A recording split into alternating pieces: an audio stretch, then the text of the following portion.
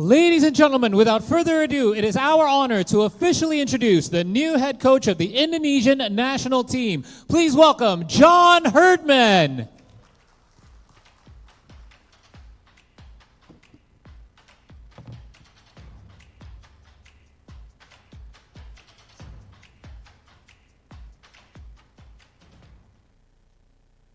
Good morning, Coach. Glad to have you with us after a one-day delay. We're glad to see that you're back in your feet, feeling better.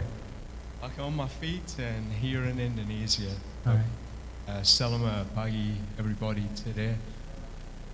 I'll start by saying I look bigger on TV, so I hope my size isn't underwhelming for everyone here. I'm bigger in spirit. But yeah, it's an exciting journey coming here with my family to see a new culture, a new country, a new football experience. And I have to thank the President, Eric Thohir, for his trust and his vision, the ExCo committee for their support. This is going to be an exciting project, and together we have some big goals. But more importantly, to the people, the fans, when I looked at the Indonesian opportunity, I felt very clear that this group of fans, these people, they deserve to be on the highest stage in world football.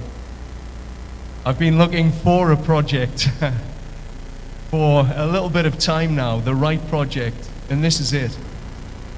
If you know where I'm from, it's a place called Newcastle. It's a city in the northeast of England which prides itself on hard work, but passion for football.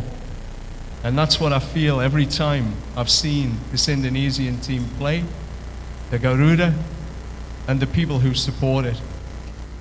So I will bring my passion, I will bring my qualification experience to help bring this country to hopefully a place it's never been before. It's time. Thank you so much, Coach, for your opening remarks. Tepuk tangan sekali lagi dong untuk Coach Herdman.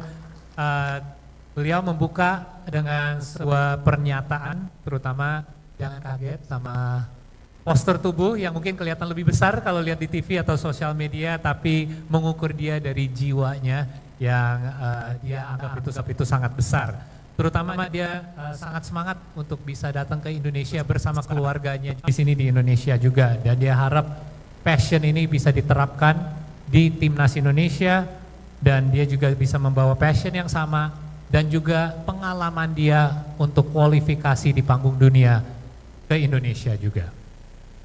Saya akan membuka obrolan ini mungkin dengan 1-2 pertanyaan singkat untuk John, dan setelah ini seperti biasa saya akan kasih beberapa kesempatan untuk rekan-rekan media juga untuk tanya jawab. John, thank you for your opening remarks, and again, welcome to Indonesia. So I'd first like to start off by, you mentioned obviously Conset, a place that is known for passion, but not only as a place where you originated, but your experience have brought you to various parts around the world, New Zealand, obviously Canada. How do you feel that your country of origin, known obviously for football, not only that, but also your experience in other parts of the world can translate here and implement it in the program for Indonesian football? Yeah, I think firstly, the experience of adapting to different cultures, football cultures, social cultures, it's part of the experience of living, understanding, breathing the culture. So I've traveled with my wife, my daughter, my son. Dr. Milan have traveled with me to different countries to experience football, but the people. And I think this is a major part of the experience here in Indonesia. To breathe with the fans, to understand what it really means to the people. And I think that's a starting point. You have to feel the fabric of the country. And on feeling it, you understand it. And from understanding it, you can now build the football culture internally in the locker room. You know what to fight for. You know when to fight. You know how to bring the passion of the fans and connect it to the dressing room, to the players. I think that's been a huge part of moving from New Zealand, understanding Maori culture, understanding the gritty Canadian culture, and now coming to Indonesia and understand what the Garuda Membra really is. I think that's going to be a huge part of what it will take to qualify this team for World Cup 2030. Being ready to really feel what the fans need, then connect everything together. Thank you, Coach. Saya terutama menanya karena bukan hanya negeri berasal dia, yaitu Inggris dari Konsep yang terkenal untuk sepak bola, tapi pengalaman dia sudah membawa dia ke New Zealand dan Kanada untuk melatih, dan apa yang bisa diterapkan untuk role dia sebagai pelatih kepala di Indonesia. Dan terutama dia ingin lebih mengenali kebudayaan kita, bukan hanya dari sisi sepak bola, sosial juga.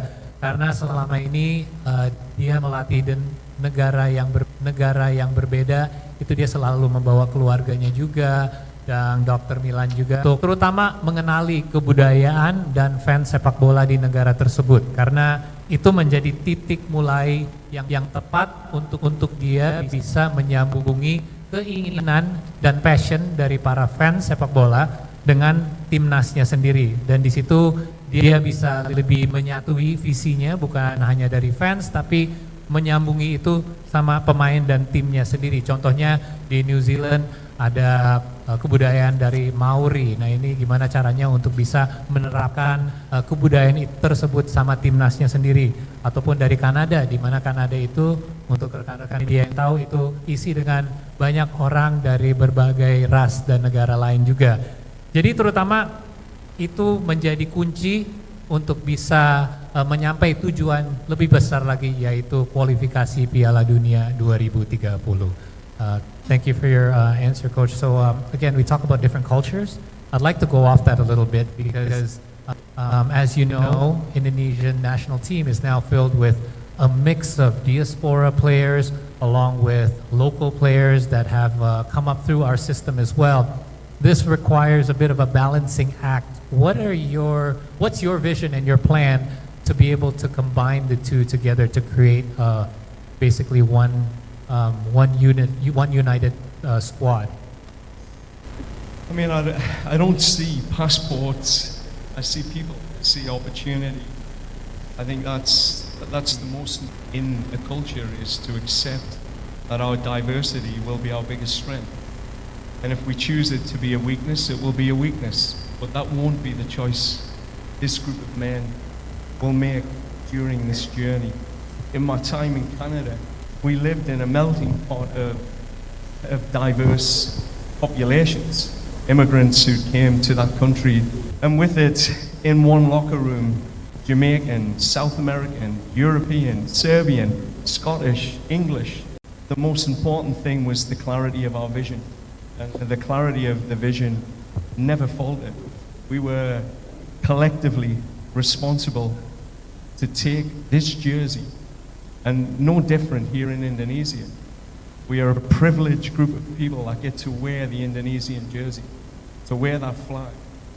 And with that, we have a very short period of time to do something with it. We committed to history, to make history. We committed to leaving legacy for the next generation to believe that we are a football country. And when that clarity is so clear, you create an intent, an intensity that passports do not matter.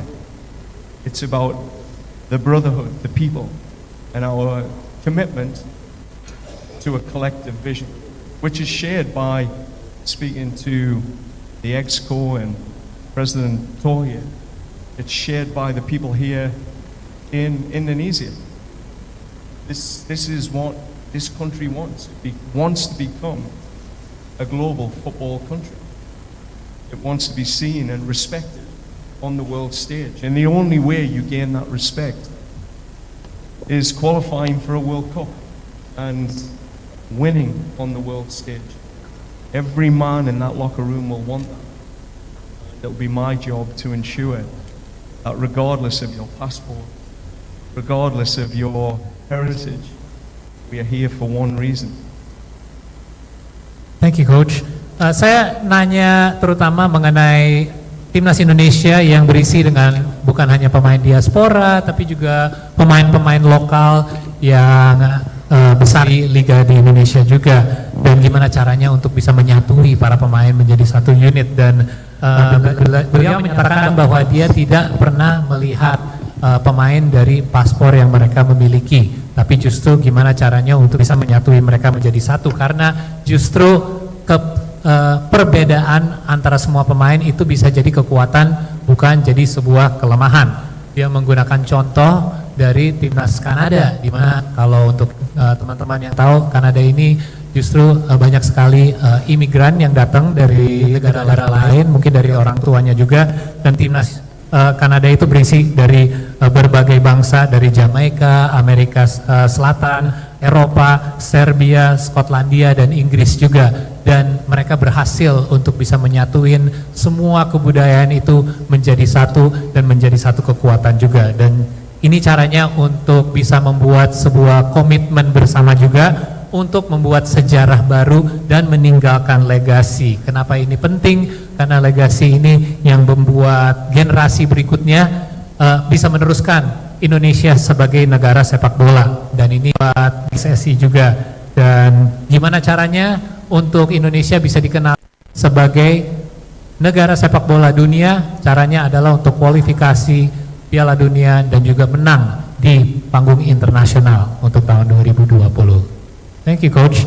And perhaps one real quick one for me before I open it to the floor. Quick short-term plan first, because obviously this is a bit of a long-term commitment, but what are a couple of your first steps that you would like to implement, both personally or for the national team? Yeah, I think short term, it's always an assessment. You take the time to listen, to understand people's experiences of the last World Cup, my own tactical experience of evaluating that 2-year campaign, which came close, but it fell short. And you have to understand what that gap was, and that's speaking to the captain, creating a leadership group to fully understand what they experienced, how they suffered in moments, how they collectively recovered from the successes and failures of that campaign.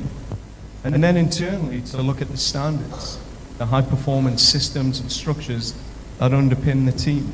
These are critical steps. So it's a period of listening, understanding, ensuring that everyone that I need to listen to is heard, and then taking action, taking those steps, being very clear on what will take us to results quickly.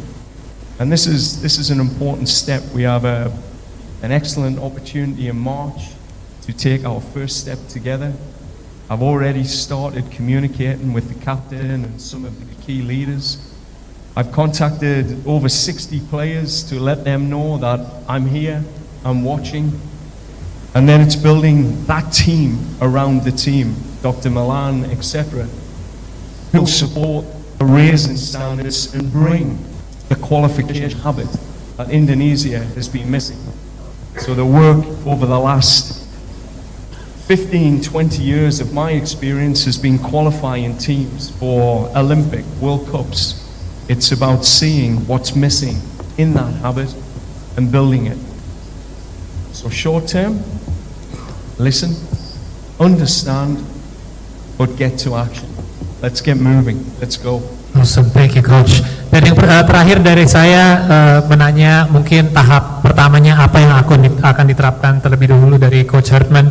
Terutama dia ingin melakukan assessment, jelas. Tapi ini ada beberapa tahap, yaitu terutama dia ingin mendengar dari timnasnya sendiri dan mengerti apa kebutuhannya. Dari situ dia akan melakukan evaluasi karena jelas Indonesia timnasnya sudah melakukan beberapa langkah yang baik dalam 2 tahun terakhir, sudah dekat tapi tidak sampai tujuannya. Dan disinilah dia sudah ngobrol dengan beberapa pemain, terutama dia udah ngobrol dengan lebih dari 60 pemain, dan dia ingin tahu rasanya dari kegagalan kemarin. Ada sesuatu yang pasti dirasain yang kurang enak. Nah, dari situ dia juga ingin mengerti dan membuat pemain juga mengerti apa caranya, gimana caranya untuk bisa tidak mengulangi hal tersebut. Dan yang pasti action yang berikut, apa yang harus dilakukan untuk bisa melewati tahap berikut ini dan menunjukkan hasil. Maret ini yang mendatang akan jadi kesempatan pertama untuk bisa melakukan itu. Dan ini juga pasti balik lagi ke pengalamannya Coach Herdman dari 15 sampai 20 tahun terakhir. Tugas dia adalah mengambil sebuah program, melihat apa kekurangannya untuk bisa ke tahap kualifikasi, mau itu Olimpiade maupun Piala Dunia. Jadi 3 tahap: mendengar, mengerti, dan aksi berikutnya untuk melakukan itu. Terima kasih. Thank you, Coach, for our quick chat here. I would like to actually give a chance for some of our media friends to ask you a few questions, if you don't mind. So, seperti biasa saya akan mungkin mulai dari sebelah kiri. Kalau ada yang ingin menanya, boleh langsung angkat tangannya. Maaf ya, ada sedikit spotlight di sini. Mungkin dari teman-teman kita bisa bantu pilih salah satu. Maaf ya, nggak kelihatan ke sisi kirinya, ada lighting soalnya. Boleh dipilih salah satu? Terima kasih. Boleh disebutkan dulu perkenalan dan langsung aja sama coach atau saya. Halo, saya Rizky dari olahbola.com. Hi coach, welcome to Indonesia. It's a pleasure to have you here. My question is, there were reports that you turned down offers from Honduras and Jamaica. 2 teams ranked higher, and one of them still in contention for the World Cup. And in the end, you choose Indonesia. What were the main reason behind your decision to join this national team instead of them? Thank you. Thank you for your question. Okay, go ahead, Coach. What was your main reason for accepting this new role? I think my career to date has been about working with a federation that has the passion, the vision to take a country to a place it's never been before. That was clear from everything I've read, heard from the people here, that this country is ready. It has no more excuses. We have the players, we have the ability, we have a professional league. It's now the time, the qualification habit. I've worked in CONCACAF, I've had experience there, but I honestly believe with a population of 280 million, 80–90% of people are football mad. They love their football. This is the place to be. And I want to be here when this country takes that step. I was there in Canada when we took our step. For the women and the men, I want to be here. This is one of the most exciting opportunities in world football. It's not about ranking. It's not about these teams had better players or you could do this at this World Cup. There is a big opportunity here in Indonesia to go somewhere no group of men or fans have been before, and that's to a FIFA World Cup. That's the mission. Every day I wake up, every day I get out of bed, everything I'll be thinking about, other than my family, will be qualifying this team for a World Cup, putting the steps in place. Thank you, Coach. Terima kasih atas pertanyaannya yang menurut saya cukup menarik ya, karena sebelum mengambil posisi baru sebagai pelatih kepala di Indonesia, ada kabarnya bahwa dia dapat tawaran dari negara-negara lain seperti Honduras dan Jamaica, di mana ada negara pun yang sudah kualifikasi untuk Piala Dunia. Alasannya kenapa dia memilih untuk kerja sama Indonesia, dan dia ingin membangun. Kata-kata kunci adalah membangun, karena dia ingin bekerja sama PSSI untuk membangun sesuatu di sini karena menurut beliau Indonesia ini sudah siap. Kita memiliki pemain, kita memiliki abilitasnya, dan kita juga memiliki liga yang baik, di mana kita hanya butuh satu tahap lagi untuk mencapai tujuannya. Dia sudah pernah kerja sama CONCACAF juga, tapi ini menurut dia kesempatan yang lebih besar. Kita memiliki fan base paling besar di dunia, yaitu 280 juta lebih fans sepak bola, dan dia juga punya pengalaman di Kanada bukan hanya di sisi putra, tapi di putri juga dua-duanya mengalami kesuksesan untuk bisa membangun program sepak bolanya. Ini bukan mengenai ranking dunia, ini bukan mengenai pemain atau timnya sendiri, tapi kesempatan. Jadi dia ingin membawa negara ini dan para fansnya untuk mengalami sesuatu yang tidak pernah dialami dalam sejarah Indonesia, yaitu kualifikasi untuk Piala Dunia. Terima kasih atas pertanyaannya, Mbak. Next dari tengah boleh? Boleh dari, ya silakan langsung. Baik, welcome to Indonesia, Coach John. My name is Aya from iNews TV. As you mentioned earlier that Indonesia has one of the biggest football fans, and we're all very passionate about football, obviously, and they all want the best for our national team, of course. My question is, with the dynamic that happened recently to our national team, are you mentally ready to get pressure from lots of fans, especially if there will be a negative results in the future? Thank you. Thank you for the question. So, yeah, there is pressure, obviously, considering what you mentioned earlier. We were close, but we did not succeed. So, are you prepared to face this pressure, especially from fans who do have high expectations? Yeah, I mean, that pressure is a privilege. You come to an organization, you lead a team, you carry the weight of a nation, and that weight can be a curse or it can be a gift. We'll definitely alchemize that into the gift for all of us. It will be a big opportunity that I will continue to share with the players, because I've lived the moment when a country stops and you qualify for the first time. I've lived that moment, so I understand it. So I can tell my players this pressure is a gift. We will listen to the fans, we will use their energy, and I would say to the fans, qualifying for a World Cup does not happen overnight. It took Canada 36 years to get there. For Indonesia, they took a big step, a huge step, recently. And we have to take the next step, and we will. So the commitment, the pressure, is what will make us, what will be driving us to ensure that we deliver that moment for this country. That's why I came here. That opportunity is why I get out of bed every day. Thank you, Coach. Terima kasih atas pertanyaannya mengenai tekanan yang akan dihadapi oleh Coach Hartman ke depannya, karena ekspektasi fans mungkin udah cukup tinggi ya untuk timnas sepak bola, tapi beliau melihat tekanan ini sebagai sebuah privilege ya, di mana dia tidak melihat itu sebagai beban ataupun kutukan, tapi justru sebuah berkah, karena ini adalah kesempatan untuk dia mengambil tekanan ini dan bisa dibagi antara pemain juga, karena ini yang bisa membuat mereka bisa termotivasi. Ingat ya, dia pernah mengalami ini juga, di mana ada sebuah negara yang selama 36 tahun belum kualifikasi untuk Piala Dunia, yaitu Kanada, dan itu tidak terjadi dengan satu malam saja. Ini adalah sebuah proses panjang yang terjadi, dan Indonesia sudah membuat langkah jauh sampai ke tahun lalu, hanya membutuh satu langkah lagi untuk sampai ke tahap berikutnya.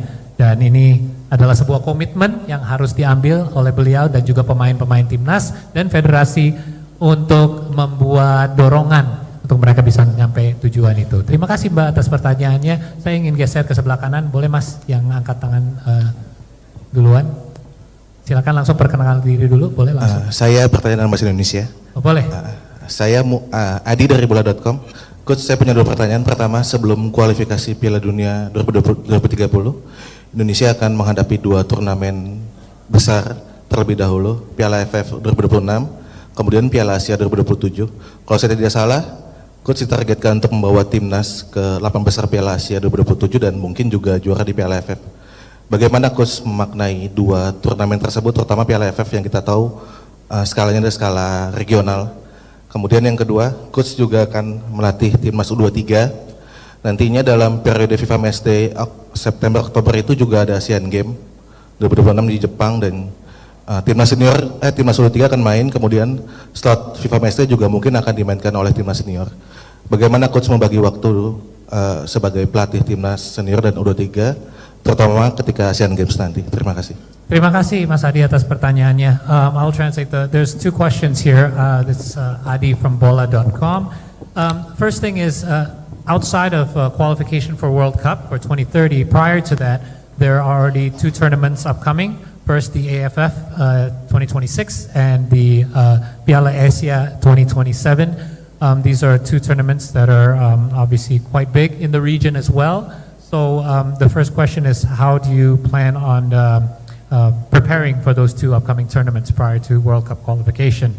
And the second part of the question is in regards to the under-23s that will likely be headed for the Asian Games this coming September. How will you be balancing your time and commitment between the 2?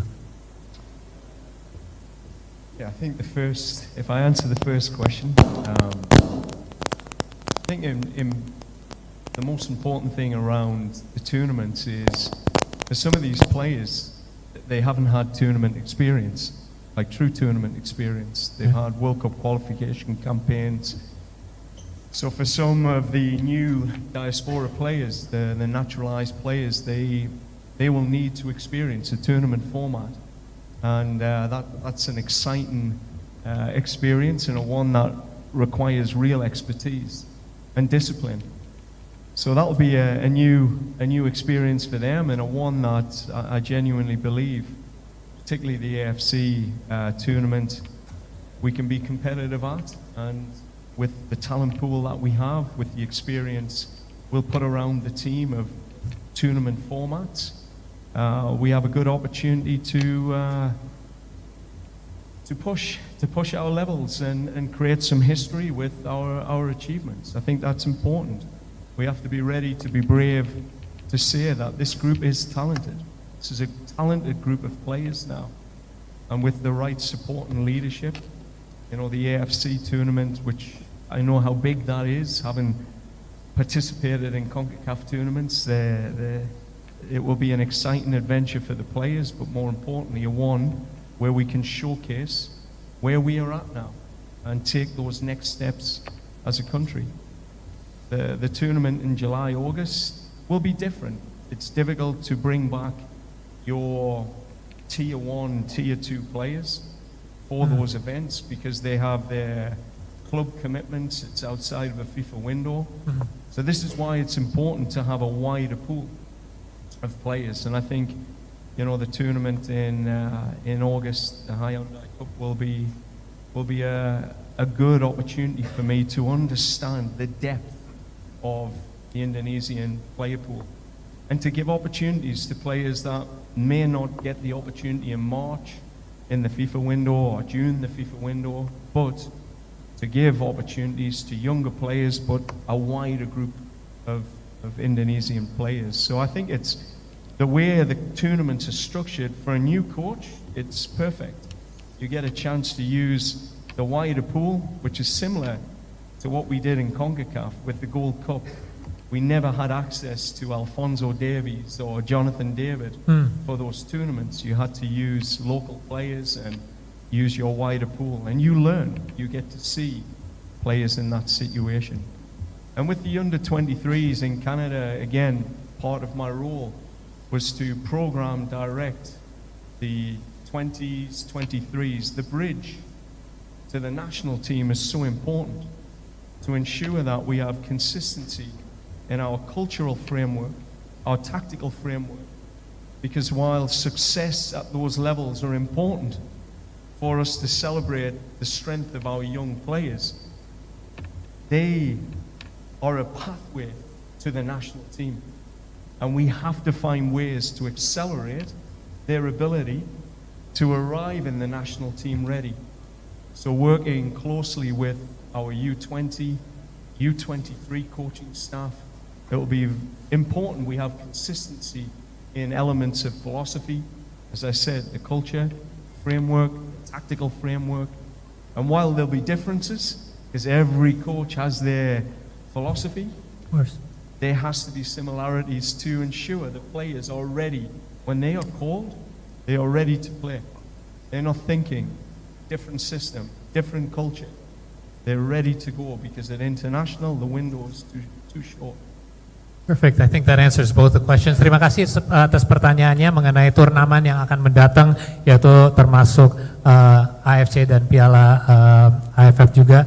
Dan ini menurut Coach Hartman adalah bagus untuk mendapatkan pengalaman di dalam sebuah turnamen, karena ada beberapa pemain diaspora kita pun yang mungkin kekurangan pengalaman di sebuah turnamen format. Dan ini membutuhkan pengalaman, ini membutuhkan expertise, dan Piala AFC ini penting untuk negara seperti Indonesia karena secara talenta kita sudah memiliki talenta yang cukup baik di region ini. Kita punya kesempatan besar untuk membuat sejarah karena ini juga turnamen yang menurut beliau ada kemiripan sama CONCACAF juga. Yang jelas mungkin untuk turnamen yang mendatang di bulan Agustus yang di luar jendela FIFA ini mereka akan mungkin kehilangan beberapa pemain tier 1 dan tier 2, tapi ini justru kesempatan baik untuk memberikan pengalaman untuk pemain muda, pemain lokal yang bisa dapat jam terbang untuk menambah pengalaman juga. Dan turnamen format ini juga kesempatan yang baik untuk pelatih baru, karena pelatih baru ini juga bisa mencoba mainkan pemain lokal dan lain-lain untuk bisa menyatukan dengan timnas utamanya. Dan mengenai pertanyaan menyambung ke program U23, dan menurut beliau program U20, U23 sebelum maju ke timnas senior ini sangat dibutuhkan sebuah framework yang konsisten, filosofi yang sama, di mana ini menjadi jembatan untuk membuat program yang konsisten agar pemain-pemain muda yang di level U20 sama 23 bisa melanjuti dengan pengalaman dan filosofi yang sama untuk bisa melanjuti tanpa banyak berubah untuk ke timnas senior juga. Jadi sekali lagi ini adalah kesempatan yang baik di tahun 2026 ini bisa membangun hal-hal tersebut. Thank you so much, Coach, for your time. Obviously, you're going to have plenty more time in the coming days and weeks to chat more with the media, but unfortunately, we are out of time. I do have some time. I would like to invite you up front for a photo for our media friends. Jadi untuk rekan-rekan media, dipersilakan untuk maju ke depan untuk mengambil gambar. Coach, if you please.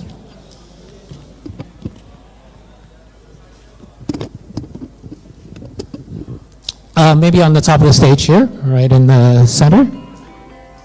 If we could have you right here, just in front of the table. Dan untuk rekan-rekan media boleh mengambil posisi untuk sesi foto bersama. We'll start with a photo straight up center front in 3, 2, and 1. Maybe to the left. Alex Lewis, if we could have you as well join us on the stage.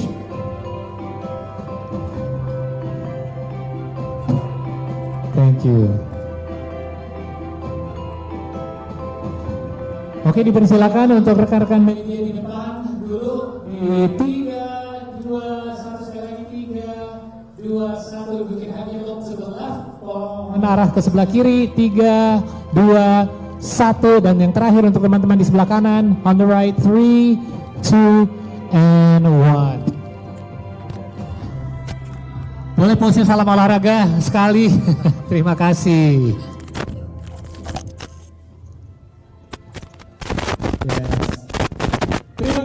Bapak Ibu, kami mohon untuk duduk kembali untuk Bapak Erick Thohir dan Executive Committee PSSI.